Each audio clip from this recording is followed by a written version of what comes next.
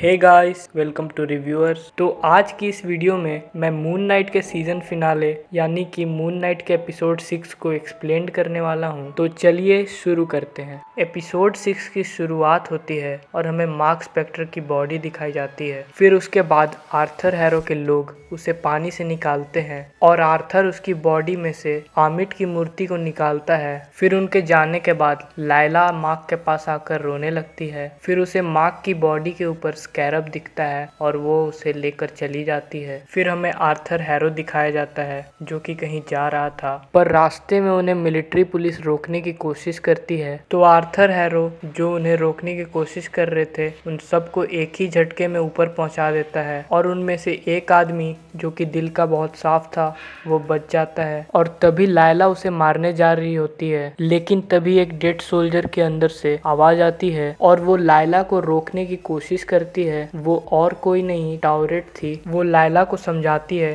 कि तुम ये काम अकेले नहीं कर सकती हो, हम मार्क को दोबारा जिंदा कर सकते हैं, तुम्हें खॉन्शू की जरूरत पड़ेगी। लेकिन लायला उसकी बात नहीं सुनती है। फिर टावरेट उसे कहती है कि तुम मेरी अवतार बन सकती हो। फिर सीन चेंज होता है और हम देखते हैं कि हैरो उसी पिरामिड में पहुंच जाता है जहाँ पे बाकी के अवतार थे। फिर वो उन सबको खत्म कर देता है और आमिट को भी आजाद कर देता है। और एमिट आजाद होते ही हैरो को थैंक यू बोलती है, लेकिन वो यहाँ पे ये भी समझ जाती है कि हैरो का तराजू भी डगमगा रहा है, यानी हैरो ने भी बहुत से गलत काम किए हैं और उसे भी सजा मिल सकती है। तो हैरो कहता है मैं सजा लेने के लिए तैयार हूँ, पर एमिट उसे कोई सजा नहीं देती और कहती है कि तुम मेरे अवतार बन जाओ। ये सुन के हैरो को काफी हैरानी होती है। दूसरी तरफ लायला खॉन्शू को आजाद कर देती है और खॉन्शू को ये फील हो जाता है कि मार्क जिंदा नहीं है। लेकिन यहाँ पे खॉन्शू लायला को ऑफर देता है कि तुम मेरी अवतार बन जाओ, जो कि वो हमेशा से चाहता था। लेकिन लायला उसे साफ मना कर देती है कि मार्क की लाइफ खॉन्शू के वजह से खराब हुई है और मैं तुम्हारी गुलामी बिल्कुल नहीं करूंगी। तो खॉन्शू कहता है कि एमिट को बिना अवतार के हरा नहीं सकते। फिर हम देखते हैं कि आमिट और हैरो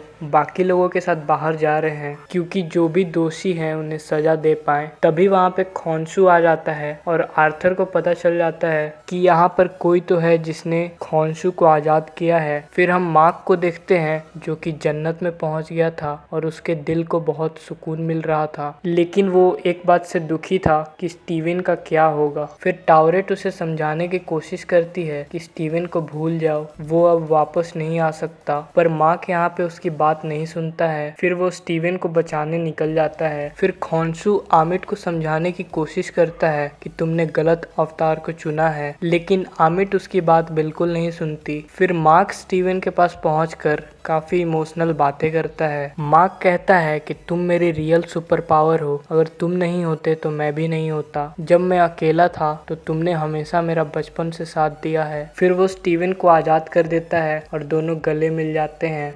फिर यहाँ पे दरवाजा खुल जाता है और ये दोनों ही मार्क स्पेक्टर वाली बॉडी में वापस से जिंदा हो जाते हैं। इतनी सारी आत्माएं खाने के बाद आमिट का शरीर बहुत ही बड़ा हो जाता है। फिर उसे रोकने के लिए खॉन्शू भी अपने शरीर को बहुत बड़ा बना लेता है और उसके साथ वो बूम बाम करता है, पर यहाँ पर आमिट खॉन्शू से जीतती हुई नजर आती है। फिर वहाँ पर लायला आती है जो कि टॉयरेट का अवतार बन चुकी होती है और उसके पास अपने न्यू पंख और कॉस्ट्यूम आ चुका था। यहाँ पर आर्थर हैरो से मार्क स्पेक्टर, स्टीवन ग्रांट और लायला लड़ रही होती है। वहीं दूसरी ओर आमिट से खॉन्शू लड़ रहा था। फिर हमें यहाँ पर बहुत ही जबरदस्त फाइट दिखाई जाती है। फिर थोड़ी देर बाद इन्हें ये पता चलता है कि आमिट को अब मूर्ति में कैद नहीं कर सकते, पर हैरो इन तीनों से ज्यादा पावरफुल लग रहा था। फिर फाइट करते करते हैरो मार्क को मारने ही वाला था। फिर ब्लैकआउट होता है और यहाँ पे मार्क की कोई तीसरी ही पर्सनैलिटी यहाँ पे सबको मार देती है। फिर तभी इन सबको पता चलता है कि आमिट को अब किसी मूर्ति में कैद नहीं किया जा सकता, इसे अब किसी रियल इंसान के शरीर में डालकर शांत करना होगा। जिसके बाद वो एमिट को